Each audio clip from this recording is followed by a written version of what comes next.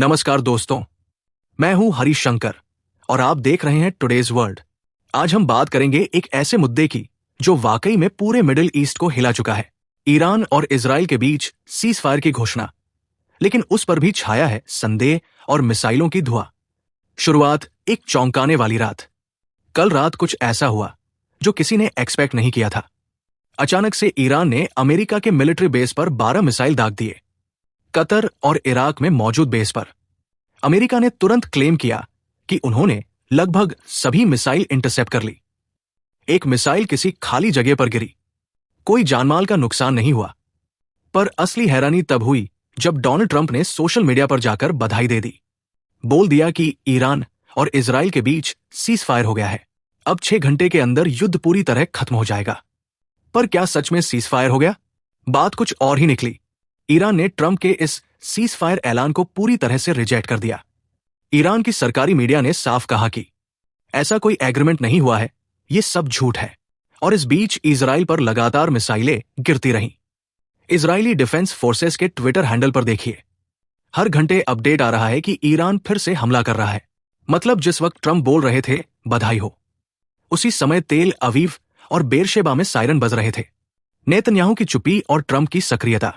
अब सवाल उठता है, इजराइल के प्रधानमंत्री बेंजामिन नेतन्याहू चुप क्यों है? ना कोई स्टेटमेंट, ना कोई ट्वीट। दूसरी तरफ ट्रंप लगातार बोल रहे हैं सीज फायर हो गया, इतिहास इस युद्ध को याद रखेगा, मैंने मिडिल ईस्ट में शांति ला दी। क्या ये एकतरफा शांति थोपी जा रही है? असल मकसद क्या है? अब जरा सोचिए, ईरान के मिसाइल्स गिर रहे हैं यूक्स बेस और इजराइल पर। ट्रंप कह रहे हैं सब ठीक है, तो मकसद क्या है? कुछ मीडिया रिपोर्ट्स में कहा जा रहा है कि ट्रंप ऑयल प्राइसेस और ग्लोबल इन्फ्लेशन से डरे हुए हैं। अगर ईरान स्ट्रेट ऑफ हॉर्मुज बंद कर देता तो पूरी दुनिया में तेल की कीमतें बढ़ जाती, अमेरिका की अर्थव्यवस्था हिल जाती। तो क्या ट्रंप ने यह सीज फायर तेल की कीमतें कंट्रोल करने के लिए थोप दिया? पर असर क्या पड़ा? इजराइल की जनता गुस्से में है। ना न्यूक्लियर साइट पूरी तरह तबाह हुई, ना ईरान में रेजिम चेंज हुआ, ऊपर से हमला झेल रहे हैं और अमेरिका कह रहा है शांति है। ईरान के हौसले बुलंद है, बिना पूरी हार माने वो अभी भी मिसाइल फेंक रहा है और बोल रहा है कि हम लंबी जंग के लिए तैयार हैं। मिडिल ईस्ट और वर्ल्ड में एक मैसेज गया है कि अमेरिका अब पहले जैसा ताकतवर नहीं दिख रहा। भारत और बाकी देशों पर असर, अब इस सबका असर भारत जैसे देशों पर भी पड़ता है। तेल की कीमतें अगर नीचे गिरती है तो भारत की इकोनॉमी को थोड़ी राहत मिलती है, लेकिन अगर ये सीज फायर सिर्फ दिखावा है और कुछ ही दिनों में फिर जंग शुरू होती है तो फिर से संकट खड़ा हो सकता है। आखिर में सवाल, तो दोस्तों सवाल यही है, क्या ये सीज फायर है या बस एक राजनीतिक नौटंकी?